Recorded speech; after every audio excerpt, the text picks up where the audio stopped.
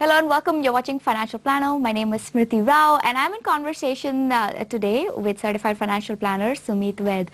Over the last couple of sessions, we've taken email queries from our viewers. So if you have any questions about your investments, if you want to know if your investments are on the right track, if you're on your way to wealth, you can always email us your queries at financialplanner@utvmoney.com. If you missed the show, remember there's always Facebook to catch up on.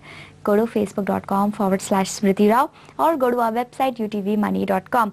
So Sumit, let's get started and thanks so much for coming on. It's always a pleasure to have you. Thank you. I want to start off with an email that we got from Rennie Thomas.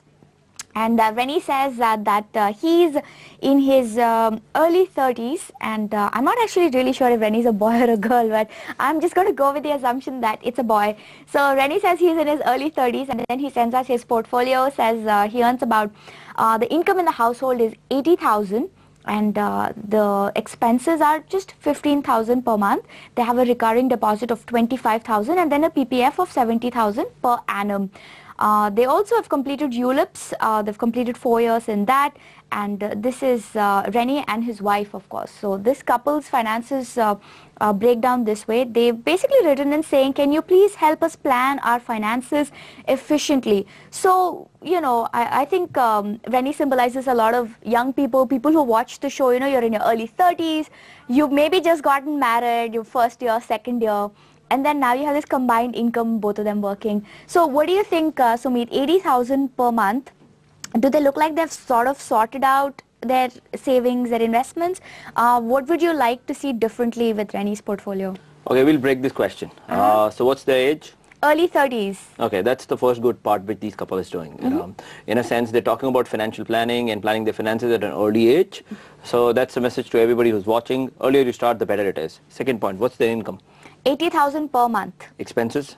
That's about, let's say, 25,000 goes into the RD. So they save about 60,000. 15,000 is their expenses. 15,000 is expense. Yeah. So 80,000 is income, 15,000 expense. 80,000 minus 15,000 is close to what? 65,000 rupees. That's their savings. Now, savings is an important part to understand. Income minus expense is saving. Saving is different from investment. We'll talk about it.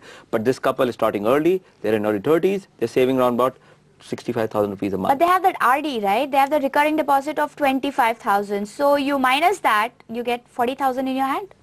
But RD should not be technically minused, you know, because it should not. It should not. Why? Because you know there must be some purpose behind RD what they're trying to do, and that's the point which I want to make by when I said, you know, savings and investment is different. So they are saving 65,000 rupees.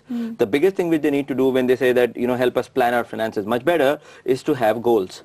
Because lack of goals result in a kind of, you know, directionless ship. You know, you're in a big sea, you don't know where you want to go. So whatever the earliest opportunity or somebody who's recommending you something, you just go for that. And that's what this seems to like to be a problem. So they're into RD because they don't know what their goals are. Right, right. If they knew what their goals are, which they should articulate, I think they'll be able to put two things in line. One, what is the duration of these goals? So let's give them a goal. For example, they have a goal to buy a vacation home in Goa. Okay. Or maybe they want to have a kid in 3 years' time. Because lots of young couples write in and say, I want to have a kid in 3 or 4 years' time, which is kind of shortish, but not a very long-term goal. True. So have a goal, put a timeline to that. As soon as you put a timeline, put an amount, what do you need to accomplish that goal? Based on amount and timeline, you need to figure out how much savings need to get invested. Savings which needs to get invested in which kind of a product, at what return, which will help you accomplish the goals. So here, because they don't have a goal, they have gone and done recurring deposit. There is nothing wrong with recurring deposit. We are not saying don't do it or stop it. The only thing which we are trying to articulate is there is no goal. If they would have got a goal, who knows, instead of doing a recurring deposit, they might be doing systematic investment plan. You know, that is going into equity side of a mutual fund, and equity over a period of time gives much better tax efficient return than fixed income or bank deposit. So stuff like this will come out. So that's the you know, second point which we have in terms of taking care of the finances. Third question which I want to break down as a part of advice is, do they have insurance which they have mentioned somewhere? They haven't mentioned their insurance at all, in fact. Okay, now that's a big one. They need to start off by planning their emergency funds. They need to put aside 6 months worth of money in case of some emergencies happens to family. That's the first set of monies. The second is then coming to risk planning. They need insurance cover. And the calculation of that insurance cover needs to be based on their human life value. So they need to sit with their financial planner, figure out how much insurance they need, and do it ASAP. We are assuming they don't have it. Yeah. Have they mentioned it? No. No, I don't think so. So insurance is a big thing which they need to do. Similarly, insurance, you have medical insurance also. You have asset insurances also. So insurance is big, which they need to take care of it. Right. Hey, but this brings me to another interesting question about couples and their finances. And I know that this is like your favorite topic and my favorite topic too. It animates us both quite a bit.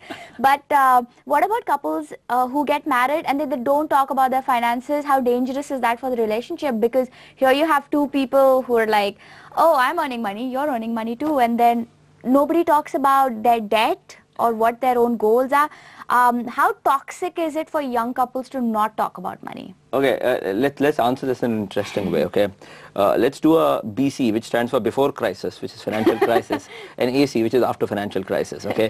And answer this question, because if we answer in a normal way, which we have done earlier, people will not get it. Now, before financial crisis, we have seen most of the families worldwide, I'm assuming, they don't talk about finances, especially the couples.